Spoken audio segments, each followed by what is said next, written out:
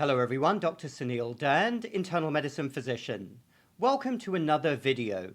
Abraham Lincoln once said that the shepherd drives the wolf from the sheep's throat, for which the sheep thanks him as his liberator. You have given me my liberty. Whereas the wolf denounces him as the destroyer of his liberty. Clearly, the sheep and the wolf are not agreed upon the definition of liberty. That is what the great Abraham Lincoln once said. The sheep says, "You've allowed me to live. You have given me my liberty." Whereas the wolf says, "You've destroyed my liberty. That was my dinner, and I was going to feed myself and my family." Which one is right, the sheep or the wolf? I would be curious to know if any of you think one is right or the other. Feel free to comment down below, because the correct answer is they are both right. Hence, the great conundrum of life.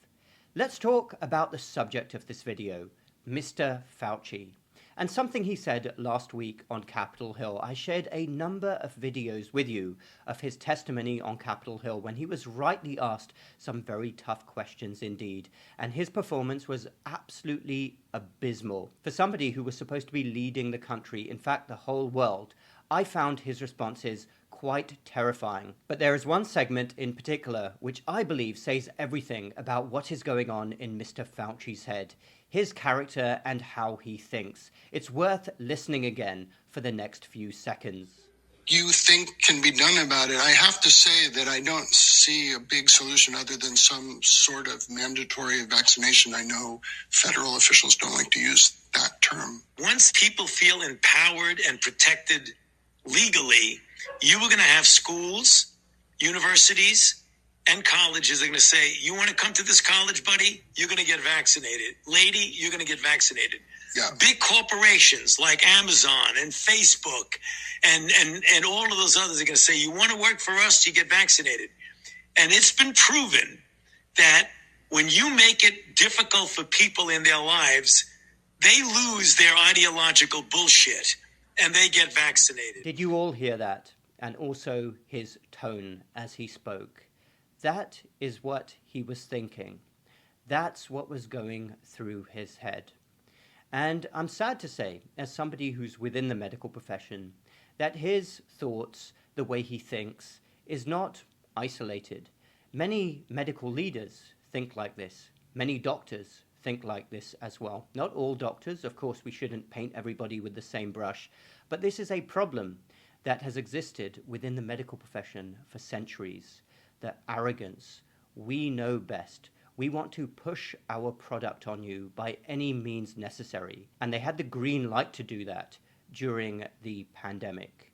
I listened to that a number of times because for all the times he comes on our TV screens and tries to appear reasonable, his particular tone, the way he talks in that video, really says everything. It's absolutely abhorrent.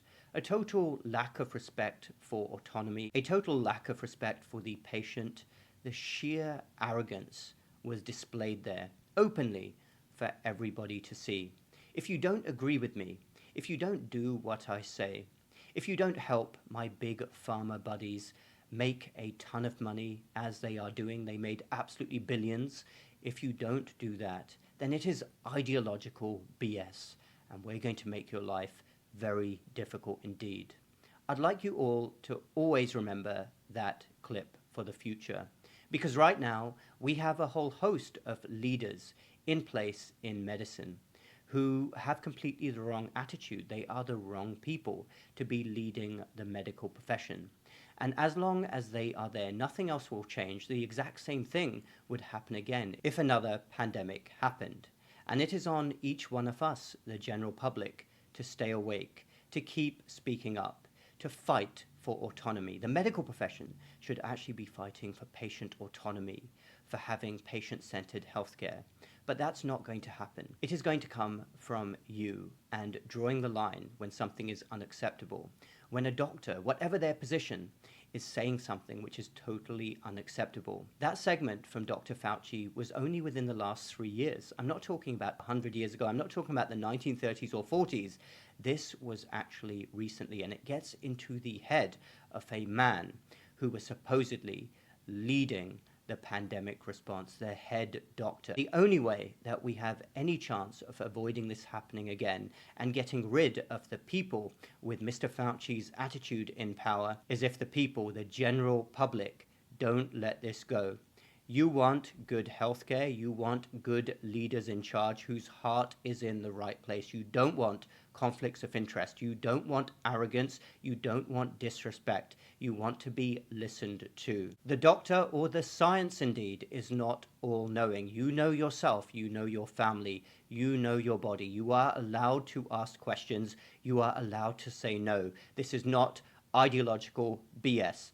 That was a dreadful segment from Mr. Fauci, but I hope everybody remembers that and remembers that you don't want people like that with that type of attitude in charge of anything in healthcare. That is all I've got to say about that.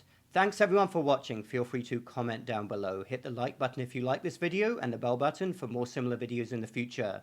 We will speak again next time.